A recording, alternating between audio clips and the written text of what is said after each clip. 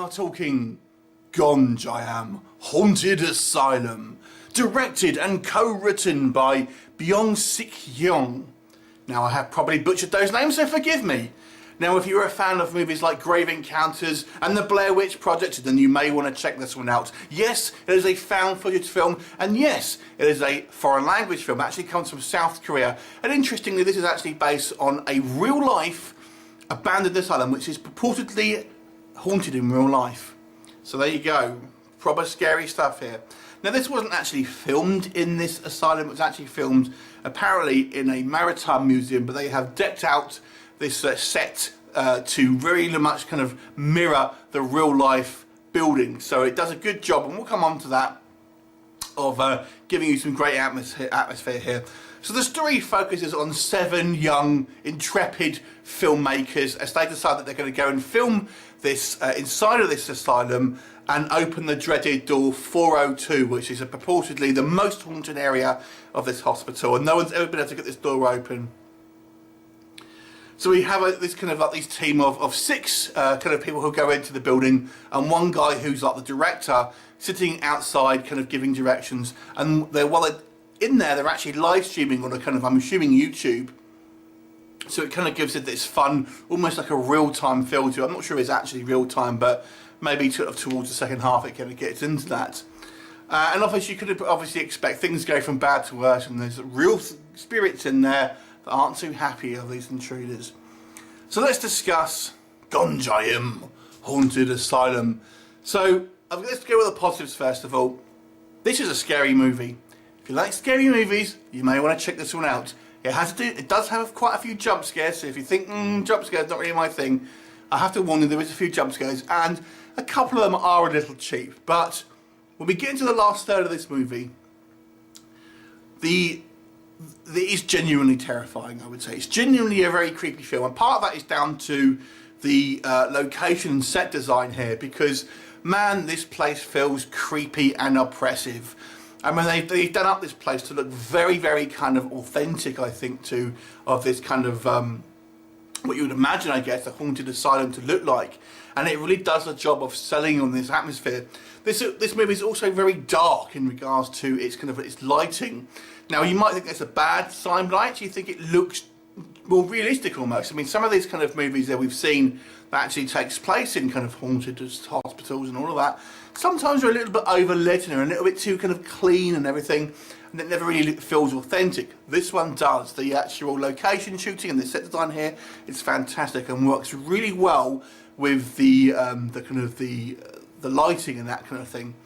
Also, which is quite a neat effect, is we have all of these kind of these 6 guys who are going into this kind of building, or obviously have multiple kind of GoPros on, so you see a lot of kind of angles. But the guy on the outside is like kind of playing music as they kind of going in, so it almost has quite a good excuse to have this kind of sometimes this music kind of going over the background, which in some found footage films you can't get away with, but this one, because a guy's kind of mixing on the outside, I feel it works quite well.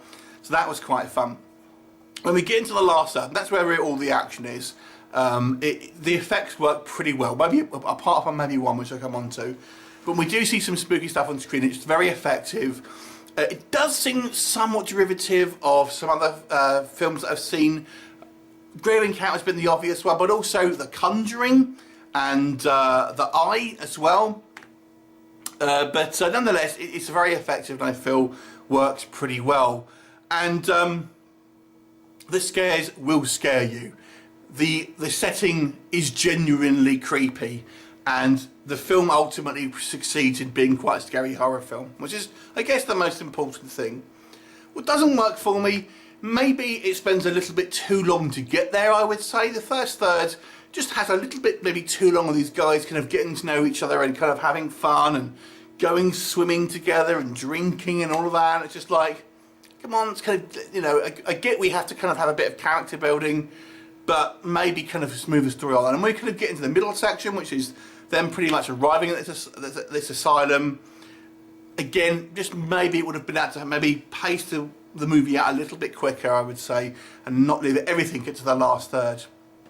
Other complaints I have, there's one scene that doesn't work for me in regards to the supernatural stuff, and this is a scene that's set in the exterior with two of the female cast, and so there's an effects shot there that just comes across as looking particularly cheesy in an otherwise quite a serious kind of and creepy movie. This one scene kind of sticks out to be just a little bit silly, unfortunately, and doesn't work in my opinion.